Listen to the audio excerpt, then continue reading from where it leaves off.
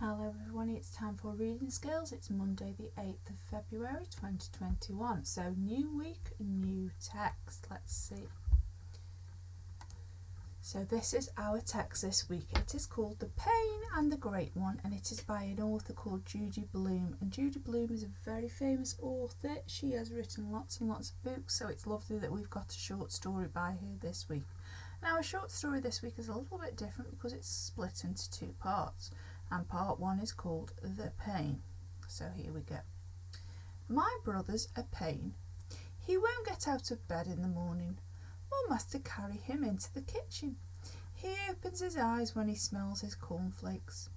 He should get dressed himself. He's 6. He goes to school. But he's such a slow coach, Daddy has to help him or he'd never be ready in time and he'd miss the bus. He cries if I leave without him. Then Mum gets mad and yells at me, which is another reason why my brother's a pain. He's got to be the first to show Mum his schoolwork. She says ooh and ah all over his pictures, which aren't great at all, but just ordinary little kid stuff. At supper, he picks his food. He's not supposed to get dessert if he doesn't eat his meat, but he always gets it anyway. When he takes a bath, my brother the pain powders the whole bathroom and never gets his face clean. Daddy says he's learning to take care of himself. I say he's a slob.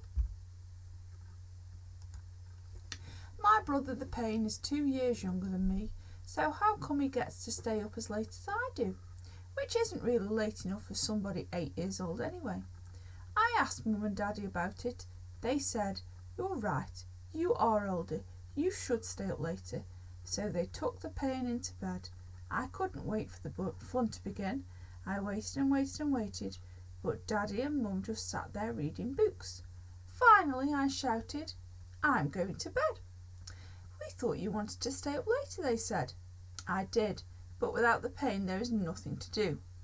Remember that tomorrow, Mum said, and she smiled. But the next day my brother was a pain again. When I got a phone call, he danced all around me singing stupid songs at the top of his lungs. Why does he have to act that way? And why does he always want to be a truck driver when I build a city of blocks? Who needs him knocking down buildings with stupid old trucks? And I would really like to know why the cat sleeps on the pain's bed instead of mine, especially since I am the one who feeds her. That is the meanest thing of all. I don't understand how Mum can say that the pain is lovable. She's always kissing him and hugging him and doing disgusting things like that. And Daddy says that the pain is just what they always wanted. Yuck. I think they love him better than me. Part 2. The Great One. My sister thinks she's so great because she's older, which makes Daddy and Mum think she's really smart. But I know she's not. She thinks she's great because she can play the piano and you can tell the songs are real ones. But I like my songs better, even if nobody has even heard them before. My sister thinks she's so great just because she can work the can opener, which means she gets to feed the cat, which means the cat likes her better than me just because she feeds her. My sister thinks she's so great because Aunt Diana lets her watch the baby and tells her how much the baby likes her. And all the time the baby is sleeping in my drawer, which Mum has fixed up like a bed for when the baby comes to visit. And I'm not supposed to touch him, even if she's in my drawer and gets changed on my bed. My sister thinks she's so great because she can remember phone numbers, and when she dials she never gets a wrong person. And when she has friends over to build the whole city of blocks, I like to be a truck driver. I zoom my trucks all around. So what if I knock down some of their buildings? It's not fair that she always gets to use the blocks, I told Daddy and Mum. They said, you're right. Today you can use the blocks all by yourself. Go ahead, she said. Go build a whole country without me. See if I care. So I did.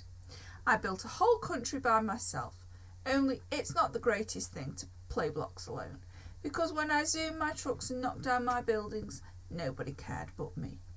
Remember that tomorrow, Mum said when I told her I was through with playing blocks. But the next day we went swimming.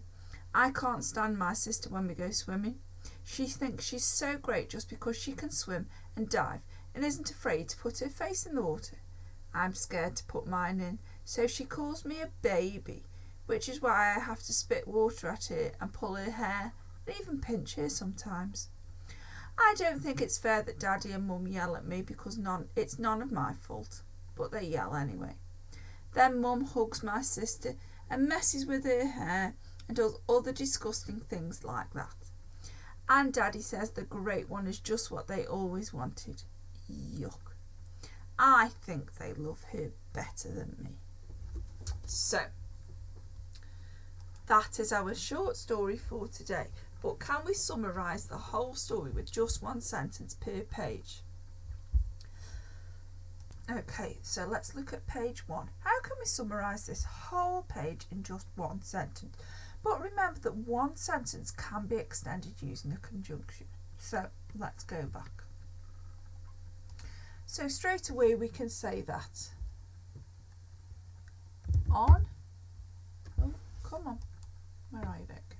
On page 1, the brother is a pain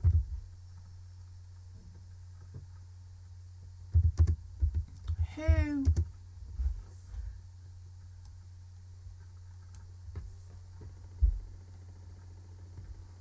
has pictures that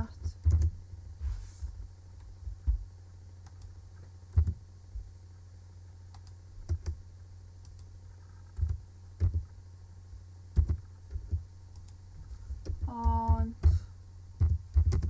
good, and let's just go back. Who has pictures that aren't good? He picks at his meal and powders the bathroom. Lovely use of commas in a list there. Oh, hello. Where have you gone? There we go.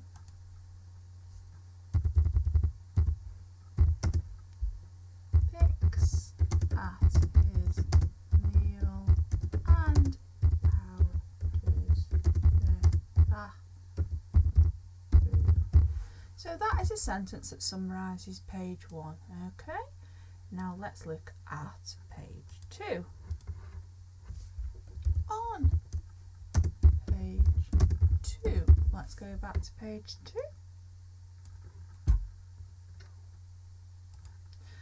On page 2, let's have a look.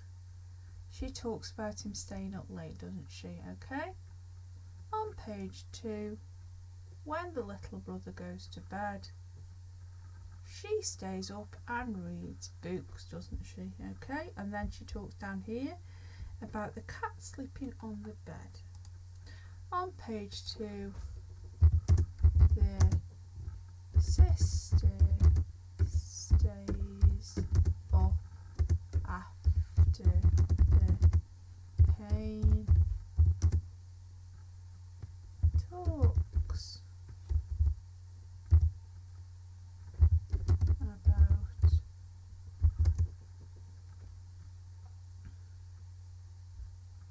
the cat and her pain getting hugs. Oh, hello, what's happened to our sentence here? That's fine, I can extend it across the page.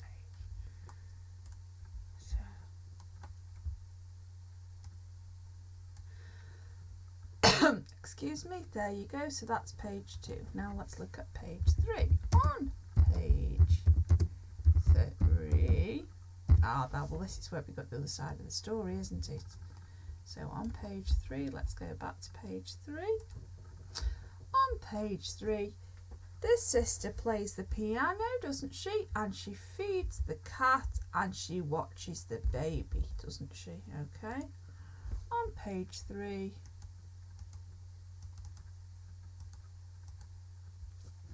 the great one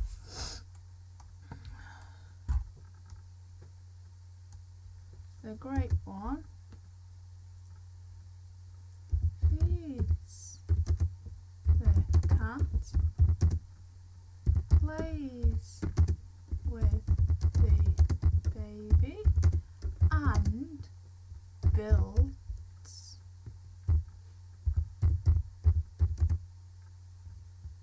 what does she build? She builds towns, doesn't she? With her friends. Lovely, okay. So you can see that we're building a lovely summary up of the whole story. So let's look at the last page. Okay, so then let's talk. Oh yes, we go swimming, don't we, on the last page? So we need to summarise that, don't we? Okay, so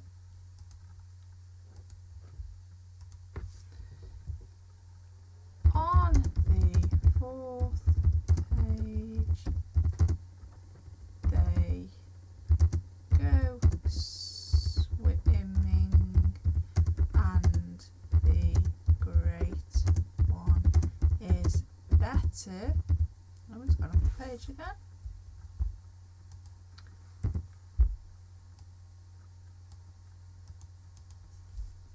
At it than the pain. So, Mum and Daddy